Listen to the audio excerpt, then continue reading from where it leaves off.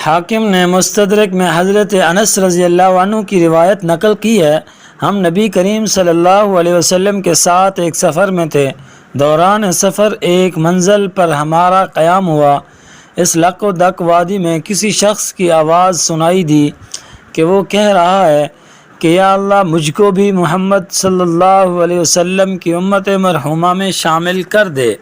حضرت انس رضی اللہ تعالیٰ عنہ فرماتے ہیں کہ میں اس آدمی کے قریب پہنچا تو دیکھا کہ ایک شخص جس کا قد 300 ہاتھ لمبا تھا بیٹھے ہوئے ہیں۔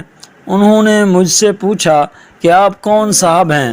میں نے جواب دیا کہ میں رسول اللہ صلی اللہ علیہ وسلم کا خادم انس بن مالک ہوں۔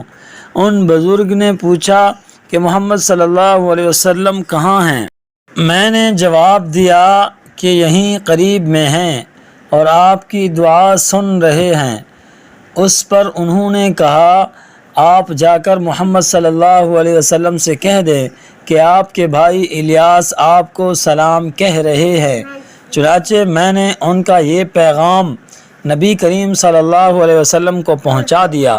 چنانچہ حضور اکرم صلی اللہ علیہ وسلم آپ کے پاس گئے اور بغل گیر ہوئے اور بیٹھ کر آپ سے آپس میں باتیں کرتے رہے۔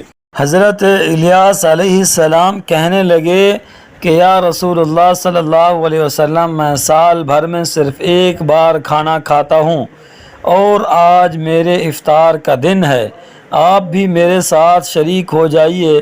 اتنے میں آسمان سے ایک دسترخوان اترا جس میں روٹی، مچھلی اور کرفس، ساگ پات وغیرہ تھے۔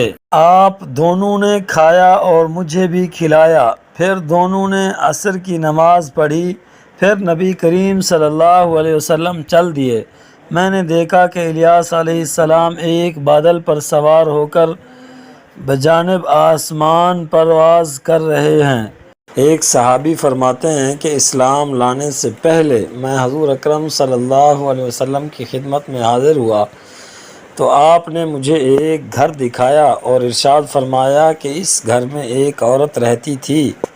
وہ ایک بار مسلمانوں کے ساتھ جہاد میں نکلی اور پیچھے بکری کے 12 بچے اور کپڑا بننے والی ایک کونچ چھوڑ گئی۔ وہ جب واپس آئی تو اس نے بکری کا ایک بچہ اور کونچ کو گم پایا۔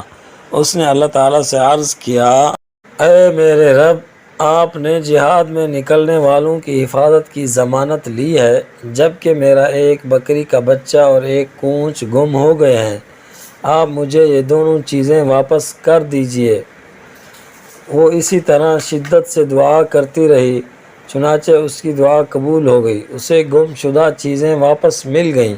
پھر حضور اکرم صلی اللہ علیہ وسلم نے فرمایا، آؤ اگر تم چاہو تو یہ واقعہ خود اس عورت سے پوچھ لو۔